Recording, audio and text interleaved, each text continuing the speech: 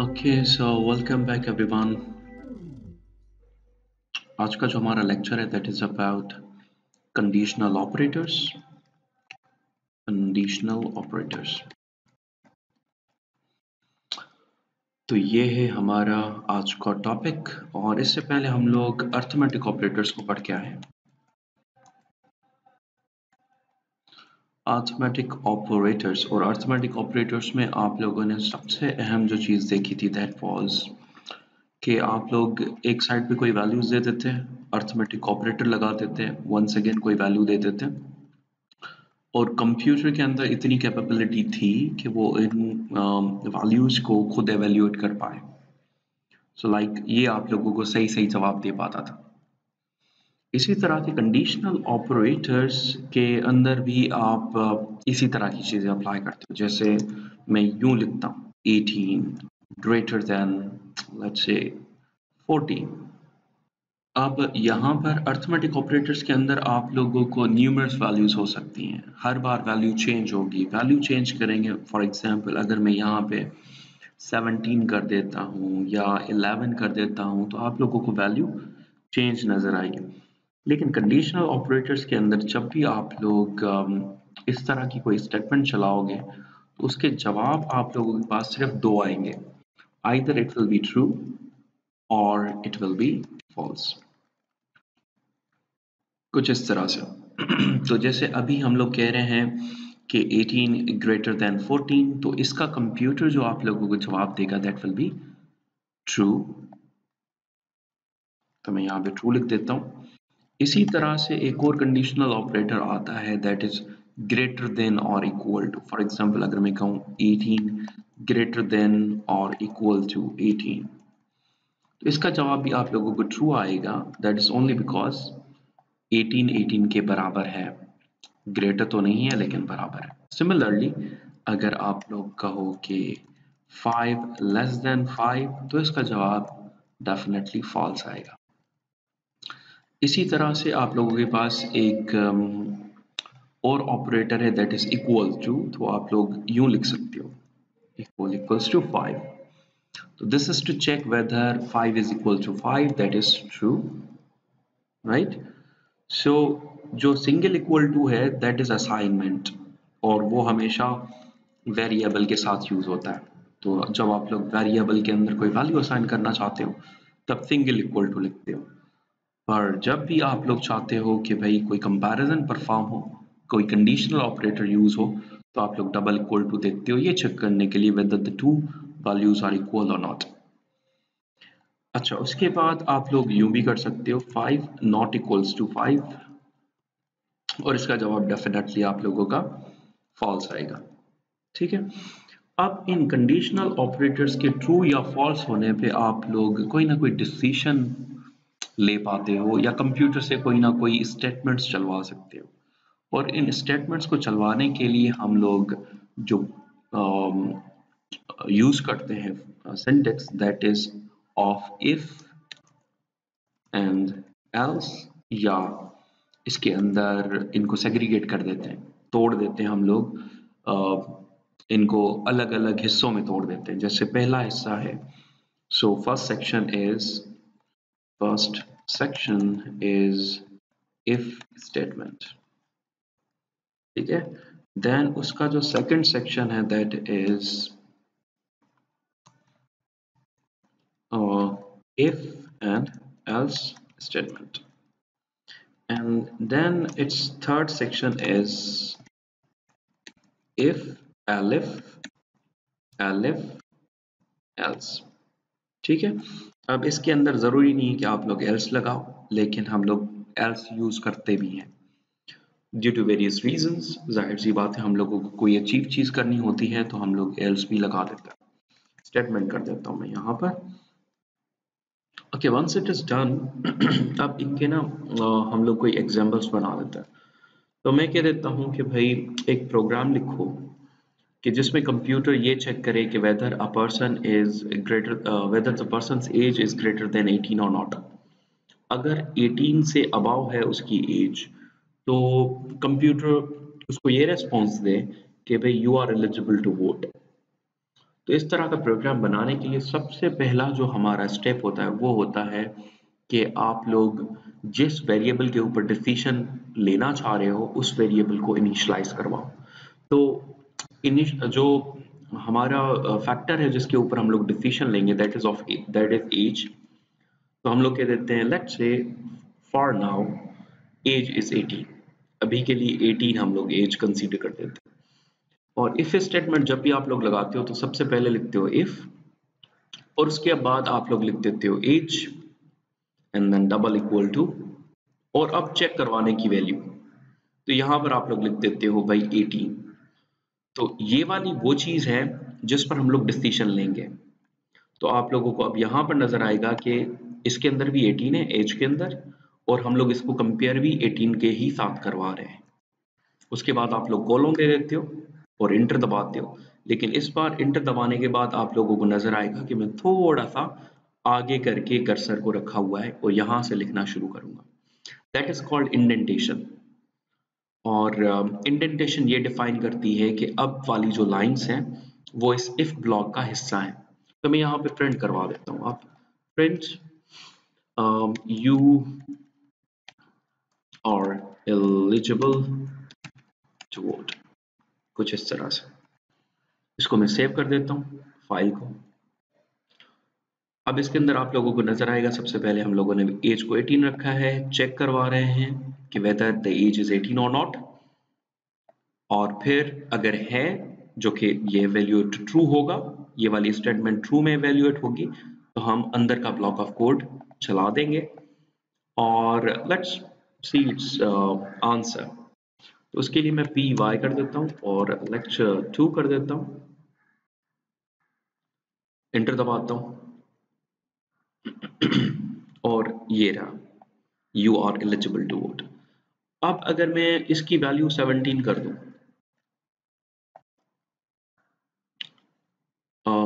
Okay पहले इसको save करते हैं उसके बाद इसको रन करते हैं। तो ये सेव किया, सेव करने के बाद इसको CLS कर दें, अब रन करें तो आप लोगों को कोई भी इसका आंसर नजर नहीं आएगा, क्योंकि ये वाला फॉर 17 वैल्यू ये जो आप लोगों की स्टेटमेंट है that will evaluate to false, और हम लोग अंदर का ब्लॉक ऑफ कोड नहीं चलाएंगे। अब एक और चीज आप लोग कर सकते हो, आप लोग यहाँ पर लिख सकते हो ग्रेटर देन और इक्वल टू 18 और यहाँ पर आप लोग 21 कर दो, और अब इसको दोबारा से चलाओ एंड यू विल सी कि you are eligible to vote.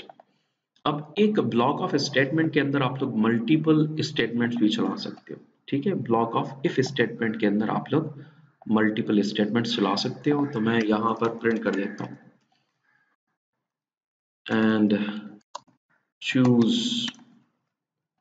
Your party after thoughtful consideration, कुछ इस तरह से you are eligible to vote and choose your party after thoughtful consideration।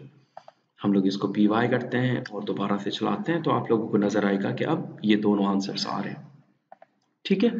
अब आप अगर चाहो कि इस ब्लॉक ऑफ कोड से हम लोग बाहर निकल आए, इस ब्लॉक ऑफ कोड से बाहर निकल आए, तो आप लोग इंटर दबा के वापस बैक स्पेस दबा दें, ठीक है। और यहां पर आप लोग कुछ भी लिख सकते हैं, प्रिंट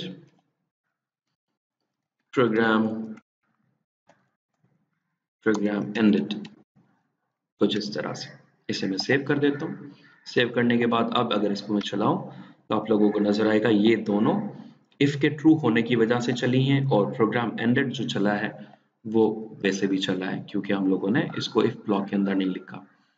अब अगर मैं इसकी वैल्यू को कर दूं 5, ठीक है, और 5 वैल्यू करने के बाद ये स्टेटमेंट इवेल्यूएट होगी फॉल्स में, तो इसके अंदर का ब्लॉक ऑफ कोड नहीं चलेगा। तो हम लोग इसका आंसर देख लेते हैं और मैं इसको चलाता हूँ।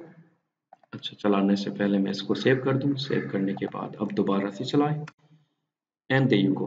तो आप लोगों को नजर आएगा सिर्फ और सिर्फ प्रोग्राम एंडेड का ऑप्शन आप लोगों को नजर आ रहा है, डिस्प्ले हो रहा है, व्हिच मींस के ये दोनों चीजें नहीं चली। द ओनली रीजन वाज ये स्टेटमेंट हमारी फॉल्स में इवेल्यूट हुई थी। अच्छा, अब आप मल्टीपल इफ्स भी लिख सकते हो, जैसे आप लोग यहाँ पर दोबारा से इफ लिख सकते हो, if age is equal to 5, तो प्रिंट करो यू आर टू यंग, कुछ इस तरह से। और अब अगर मैं इसको चलाऊं तो आप लोगों को नजर आएगा you are too young and then program ended.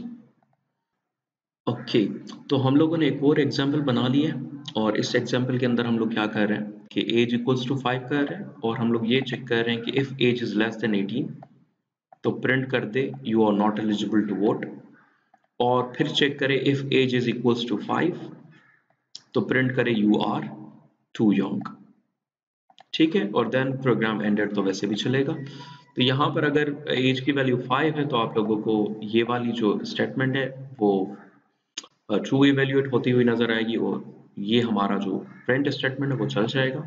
Similarly for this one it will be true और ये स्टेटमेंट हमारी चल जाएगी। तो मैं इसे सेव कर देता हूँ और सेव करने के बाद इसको चला देता हूँ एंड देयर इट इज। तो आप लोग मल्टीपल इफ स्टेटमेंट्स को भी चला सकते हो विद इन इफ सेक्शन और इफ ब्लॉक। अच्छा, अब इस प्रोग्राम के अंदर थोड़ी सी और बेहतर लॉजिक डाल देते हैं और बेहतर लॉजिक डालने के लिए हम लोग क्या कर देते हैं, हम लोग कहते हैं इसको ख़त्म कर दो प्रिंट स्टेटमेंट को और इसको भी ख़त्म कर दो।